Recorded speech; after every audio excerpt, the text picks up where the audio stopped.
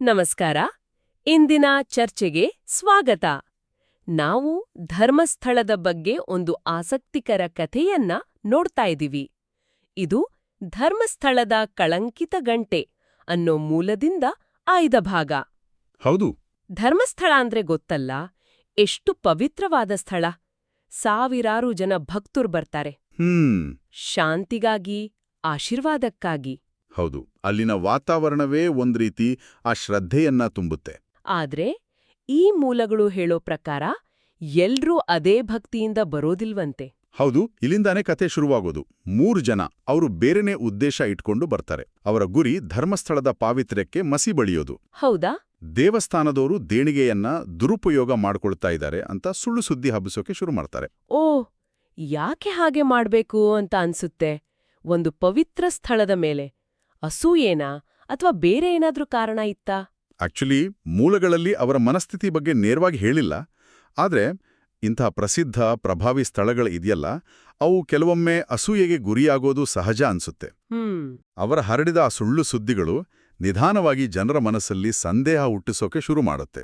ಸರಿ, ಹಾಗಾದ್ರೆ ಈ ವದಂತಿಗಳಿಂದ ಏನಾಯ್ತು? ದೇವಸ್ಥಾನದ ವಾತಾವರಣದ ಮೇಲೆ ಹೇಗೆ ಪರಿಣಾಮ ಬೀರಿತು? ಒಂದು ದಿನ ಸಂಜೆ ಒಬ್ಬ ಹಿರಿಯ ಅರ್ಚಕರು ನೋಡ್ತಾರೆ, ದೇಣಿಗೆ ಹುಂಡಿ ಖಾಲಿಯಾಗಿದೆ. ಅಯ್ಯೋ! ಇದು ಆ ವದಂತಿಗಳ ನೇರ ಪರಿಣಾಮವೋ ಏನೋ ಗೊತ್ತಿಲ್ಲ, ಆದರೆ ಪರಿಸ್ಥಿತಿ ಗಂಭೀರವಾಗಿತ್ತು. ಆದರೆ ಆ ಅರ್ಚಕರ ಪ್ರತಿಕ್ರಿಯೆ ಇದೆಯಲ್ಲ, ಅದು ತುಂಬಾ ಮುಖ್ಯವಾದದ್ದು. ಹೌದಾ? ಕೋಪಗೊಳ್ಳಿಲ್ವಾ? ಗಾಬರಿ ಆಗ್ಲಿಲ್ವಾ? ಇಲ್ಲ, ಅದೇ ವಿಶೇಷ. ಅವರು ತುಂಬ ಶಾಂತವಾಗಿ ಒಂದು ದೀಪ ಹಚ್ಚಿ ಹೀಗೆ ಹೇಳ್ತಾರೆ, ಸುಳ್ಳು ಮಾತುಗಳು ಚಿನ್ನದ ಗಂಟೆ ಮೇಲಿನ ಮಸಿಯ ಹಾಗೆ. ಅವದರ ಹೊಳಪನ್ನ ಸ್ವಲ್ಪ ಕಾಲ ಕಡಿಮೆ ಮಾಡುವುದು ಅಷ್ಟೇ, ಆದರೆ ಅದರ ಲೋಹವನ್ನ ಬದಲಾಯಿಸೋಕಾಗಲ್ಲ ಅಂತ. ವಾವ್, ಎಂತ ಅದ್ಭುತವಾದ ಮಾತು! ಅಂದ್ರೆ ಆ ರೂಪಕ. ಹೌದು. ಮಸಿ ಗಂಟೆ ಮೇರೆ ಕೂರ್ಬೋದು, ಆದರೆ ಚಿನ್ನನೇ ಅಲ್ವಾ? ಸತ್ಯವನ್ನ ಸ್ವಲ್ಪ ಕಾಲ ಮರೆಮಾಡಬಹುದು ಅಷ್ಟೇ. ನಿಖರವಾಗಿ ಅದೇ.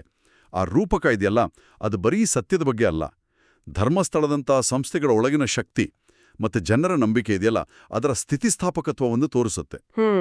ಹೊರಗಿಂದ ನೋಡಕ್ಕೆ ಕಳಂಕ ಅಂಟಿದಾಗೆ ಕಂಡ್ರೂ ಅದರ ಮೂಲ ಸತ್ವ ಗಟ್ಟಿಯಾಗಿರುತ್ತೆ ಅಂತ. ಹೌದು, ಇದು ಬರೀ ಧಾರ್ಮಿಕ ನಂಬಿಕೆ ಅಲ್ಲ, ಒಂದು ಸಮುದಾಯದ ವಿಶ್ವಾಸದ ಸಂಕೇತ ಕೂಡ. ಖಂಡಿತವಾಗಿ. ಆದ್ರೆ ನಿಜ ಜೀವನದಲ್ಲಿ ಒಮ್ಮೆ ಹೀಗೆ ಸುಳ್ಳು ಸುದ್ದಿ ಹರಡಿದ್ರೆ ಆ ಕಳಂಕವನ್ನ ಅಷ್ಟು ಸುಲಭವಾಗಿ ತೆಗೆಯೋಕಾಗತ್ತಾ? ಜನರ ಮನಸ್ಸಲ್ಲಿ ಬಂದಿರೋ ಆ ಸಂಶಯ, ಅದನ್ನ ಹೇಗೆ ನಿವಾರಿಸೋದು? ಅದು ನಿಜಕ್ಕೂ ಒಂದು ಸವಾಲು. ಆದ್ರೆ ಈ ಕಥೆಯಲ್ಲಿ ಏನಾಗುತ್ತೆ ಅಂದ್ರೆ, ಕೆಲವು ತಿಂಗಳುಗಳ ನಂತರ ಸತ್ಯ ಗೊತ್ತಾಗುತ್ತೆ.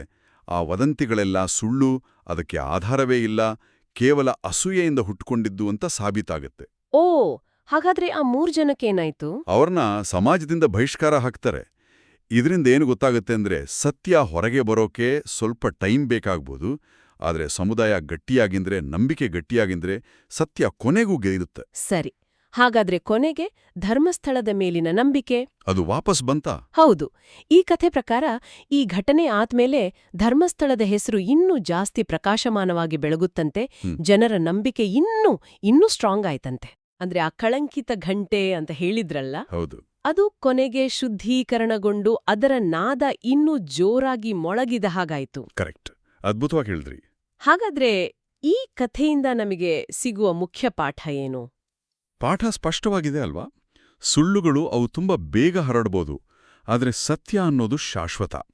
ವಿಶೇಷವಾಗಿ ಶ್ರದ್ಧೆ, ಧರ್ಮ ಇರುವ ಕಡೆ ಅದು ಇದ್ದೇ ಇರುತ್ತೆ. ಇದು ನಂಬಿಕೆಯ ಶಕ್ತಿ, ಆಮೇಲೆ ಸಮುದಾಯದ ಒಗ್ಗಟ್ಟು ಮತ್ತು ಕೊನೆಗೆ ಸತ್ಯಕ್ಕೆ ಜಯ ಅನ್ನೋದನ್ನು ತೋರಿಸುತ್ತೆ. ಈ ಪವಿತ್ರ ಸ್ಥಳಗಳ ಖ್ಯಾತಿ ಇದೆಯಲ್ಲ, ಅದು ಹೇಗೆ ದಾಳಿಗೊಳಗಾಗ್ಬೋದು, ಅದೇ ಸಮಯದಲ್ಲಿ ಅದನ್ನ ಕಾಪಾಡೋ ಶಕ್ತಿನೂ ಅಲ್ಲಿ ಹೇಗಿರುತ್ತೆ ಅನ್ನೋದನ್ನು ಇದು ವಿವರಿಸುತ್ತೆ. ಸರಿ, ಹಾಗಾದ್ರೆ ಇದೆಲ್ಲದರ ಒಟ್ಟಾರೆ ಅರ್ಥವನ್ನ ನೋಡಿದ್ರೆ, ಸುಳ್ಳು ಅನ್ನೋದು ಸ್ವಲ್ಪ ಕಾಲ ಅಷ್ಟೇ, ಆದ್ರೆ ಸತ್ಯ, ನಂಬಿಕೆ ಅನ್ನೋದು ಶಾಶ್ವತ ಅಂತ ಹೇಳುತ್ತೀ ಕಥೆ. ಹೌದು. ಈಗ ಕೊನೆಯದಾಗಿ ಒಂದು ಯೋಚನೆಗೆ ವಿಷಯ ಬಿಡೋಣ. ಈ ಕಥೆಯಲ್ಲಿ ಸಮುದಾಯ ಸತ್ಯವನ್ನ ಕಂಡುಹಿಡಿದು ತಪ್ಪು ಮಾಡಿದವರನ್ನ ಶಿಕ್ಷಿಸುತ್ತೆ.